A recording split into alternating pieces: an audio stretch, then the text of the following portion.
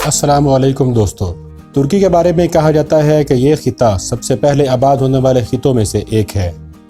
ترکی کا بیشتر حصہ اناطولیہ کے جزیرے نما پہ آتا ہے۔ اناطولیہ کے اس جزیرے نما پر 7500 سال پرانی زندگی کے آثار پائے جاتے ہیں۔ قسطنطنیہ شہر کا نام کب رکھا گیا؟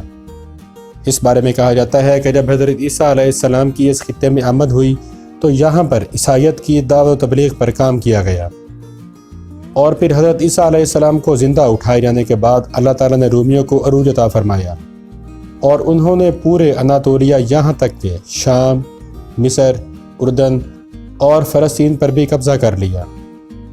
حضرت عیسیٰ علیہ السلام کے ماننے والوں کی بڑی تعداد نے ترکی کو اپنا مسکن بنا لیا، اور یہاں دعوت اور تبلیغ کی سرگرمیاں مزید بڑھ گئیں۔ دوستو، 300 عیسوی کے قریب اس پورے خطے نے مکمل طور پر عیسائیت کو اپنا لیا تھا، اور 330 عیسوی میں رومی شہنشاہ قسطنطین نے مسیحیت قبول کر کے اسے سرکاری مذہب بنا دیا۔ یہی وہ بادشاہ تھا جس نے قسطنطنیہ کی بنیاد رکھی تھی، جسے بعد میں تبدیل کر کے استنبول رکھ دیا گیا۔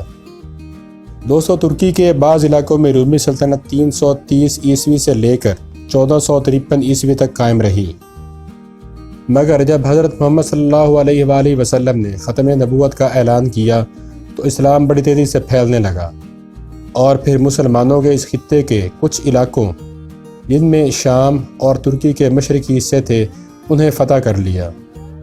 مشرقی اور وسطی اناطولیہ پر سلجوقی سلطنت قائم تھی، جبکہ مغرب میں رومی سلطنت قائم تھی۔ پھر کچھ عرصہ بعد سلجوقی سلطنت کا زوال شروع ہوا، اور پھر آہستہ آہستہ یہ سلطنت ختم ہونے لگی۔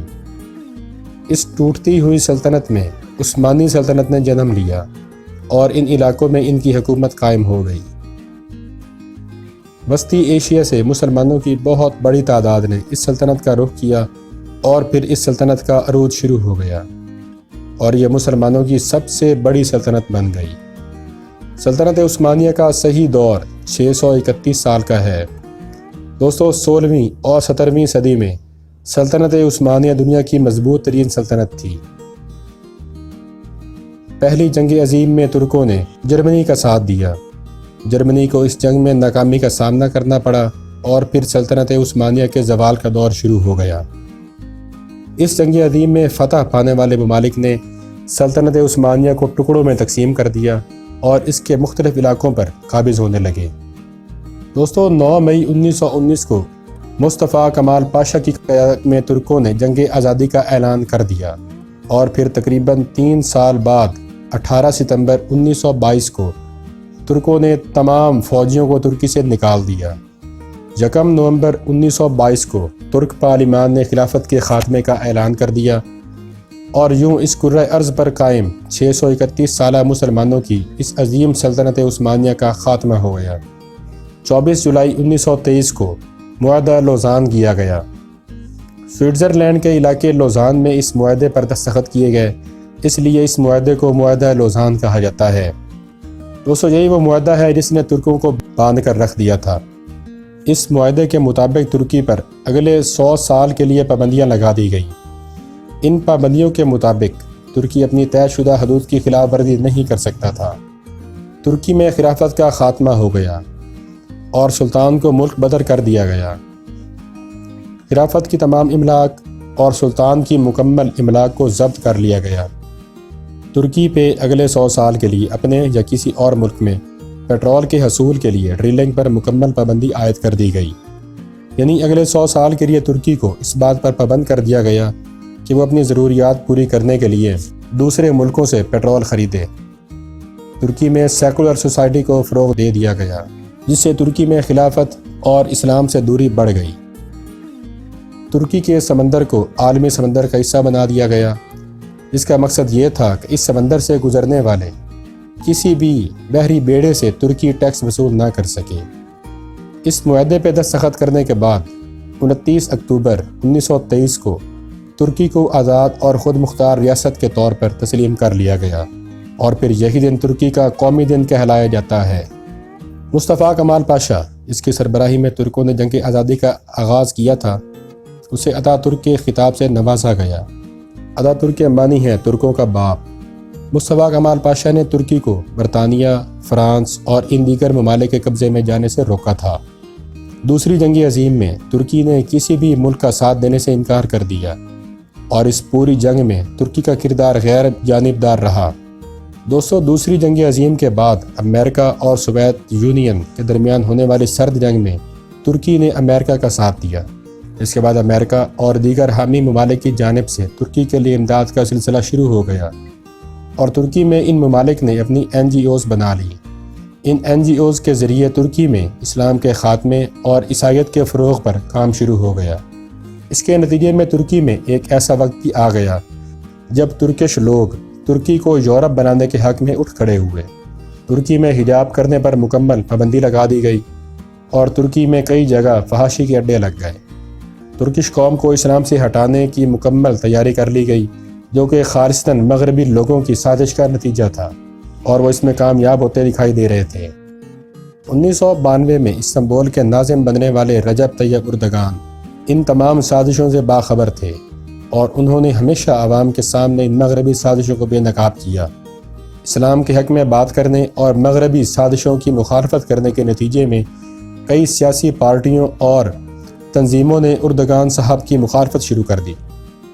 اس مخالفت کے نتیجے میں 1998 میں ہونے والے انتخابات میں رجب طیب اردگان صاحب کو سزا کے طور پر وزیر اعظم بننے سے روک دیا گیا، تاہم ان کے نائب عبداللہ کو وزیر اعظم بنا دیا گیا۔ تاہم اسی حکومت میں آئین میں تبدیلی کر کے اس سزا کو ختم کر دیا گیا۔ پھر عبداللہ نے وزارت عظمیٰ سے استعفیٰ دے دیا اور طیب اردگان نے 2003 میں ترکی کے وزیر اعظم بننے کا حلف اٹھا لیا۔ دوستو، نومبر 2007 میں ہونے والے انتخابات میں رجب طیب اردگان کی پارٹی نے اکثریت سے کامیابی حاصل کی اور دوبارہ اپنی حکومت قائم کر لی۔ 2014 سے طیب اردگان ترکی کے 12ویں صدر کی حیثیت سے اپنے فرائض سر انجام دے رہے ہیں۔ دوستو، 1923 میں ہونے والے معاہدہ لوزان کی میعاد 2023 میں ختم ہو جائے گی اور اس کے بعد اگر ترکی چاہے تو سلطنت عثمانیہ کی دوبارہ بنیاد رکھنے کی کوشش کر سکتا ہے۔ دوستو، اسلام ترکی کا سب سے بڑا مذہب ہے۔ ترکی کی 82% آبادی مسلمانوں پر مشتمل ہے، جبکہ صرف 2% عیسائی مذہب سے تعلق رکھتے ہیں۔ ترکی میں 7% ایسے لوگ ہیں جن کا کوئی مذہب نہیں۔ 2% دیگر مذاہب کے ماننے والوں کے علاوہ باقی آبادی کا مذہب ابھی تک واضح نہیں کیا گیا۔ ترکی کی 18% آبادی زراعت کے شعبہ سے وابستہ ہے، جبکہ 26% آبادی انڈسٹری سے وابستہ ہے، جبکہ 55% آبادی سرکاری اور غیر سرکاری اداروں میں ملازمت کے فرائض سر انجام دے رہے ہیں۔ دوستو، food processing, textile, autos, electronics, steel, construction اور ٹورزم ترکی کو دن دگنی رات چگنی ترقی دینے والے انڈسٹریز ہیں۔ سیاحت کے فروغ کے لیے ترکی نے اپنے ملک میں بہت سی اصلاحات کی ہیں۔ یہ رجب طیب اردگان کی کاوشوں کا نتیجہ ہی ہے کہ پوری دنیا سے ہر سال کروڑوں لوگ سیر و تفریح کے لیے ترکی کا سفر کرتے ہیں۔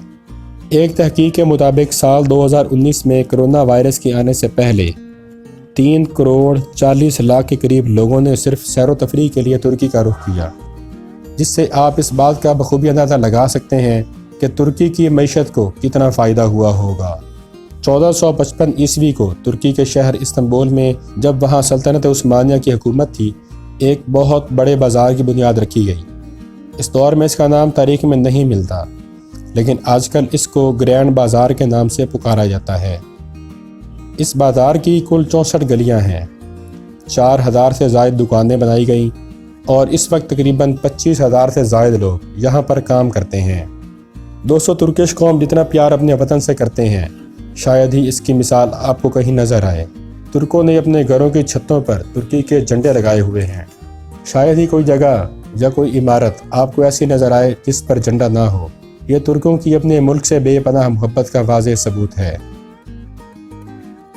دوستو، یہ تھیں وہ کچھ باتیں ترکی کے بارے میں جو ہم نے آپ کو بتائیں، اور کچھ باتیں ابھی رہتی ہیں جو ہم جلد ہی سیکنڈ پارٹ میں آپ کو بتائیں گے۔ ہم امید کرتے ہیں کہ آپ کو یہ ویڈیو ضرور پسند آئی ہوگی۔ اگر ویڈیو پسند آئی ہو تو ویڈیو کو لائک کر دیں اور کمنٹ باکس میں اپنی رائے کا اظہار ضرور کریں۔ اور ہمارے چینل کو سبسکرائب بھی کر دیں۔